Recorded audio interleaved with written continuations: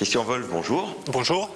Alors la marque Alsace, c'est la grande opération de communication de 2012 et pourtant aucun des instigateurs ne souhaite en parler avant la révélation officielle de ce vendredi. Vous comprenez cette stratégie ? Alors oui, bien sûr, il s'agit déjà d'une première étape qu'on appelle une phase de teasing, tout simplement, qui est d'informer, de susciter l'envie. Ensuite, il y aura certainement une deuxième démarche qui consistera à donner des mécanismes de persuasion pour adhérer à cette marque. Alors pour l'instant, on voit quelques éléments lâchés au compte-gouttes sur Internet. On a l'impression que ça part un peu dans tous les sens, mais pour vous, c'est réfléchi, il y a une stratégie là derrière. Comme dit, il s'agit d'une première étape.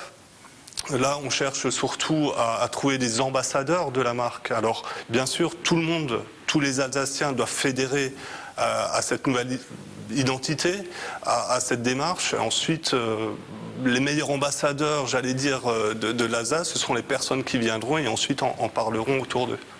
Alors vous êtes le directeur d'une des principales agences de la région. Est-ce qu'il y a des règles spécifiques à respecter dans notre région pour convaincre des Alsaciens qu'on dit parfois plus durs à convaincre ? Alors je pense qu'il y a trois principaux points. Le premier point, c'est déjà que le produit, la marque Alsace, doit répondre à un certain nombre de besoins. Cela implique aussi que les gens se reconnaissent dans la publicité, que la publicité ne doit pas être uniquement une description exhaustive et objective, mais que cela doit répondre à un réel besoin et susciter l'envie, donner l'envie de venir en Alsace. Alors le but est donc de faire adhérer tous les Alsaciens à cette marque, mais est-ce que c'est simplement possible ou est-ce que rien que par principe, il y aura toujours des gens qui diront bah non c'est moche, ça m'intéresse pas, je me reconnais pas là-dedans. Alors, vous savez, vous pouvez pas contenter tout le monde, il y aura toujours des personnes qui diront bah ça me plaît, ça me plaît moins.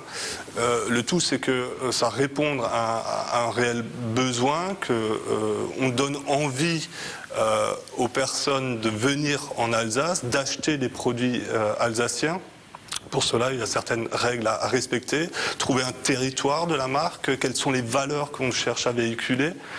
L'Alsace se lance donc aujourd'hui dans ce qu'on appelle le marketing territorial. D'autres l'ont déjà fait, la Bretagne, certaines villes, le Nord.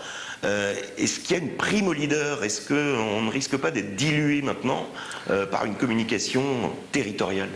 Alors, je pense que marquer une intention de créer une identité forte de l'Alsace permet déjà de faire une différenciation et l'expérience montre que cette initiative volontariste permet de créer des avantages sur le plan des avantages concurrentiels certains.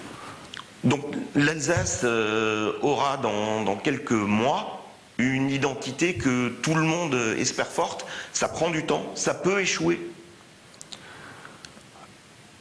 La publicité, c'est un mécanisme, j'allais dire, permanent.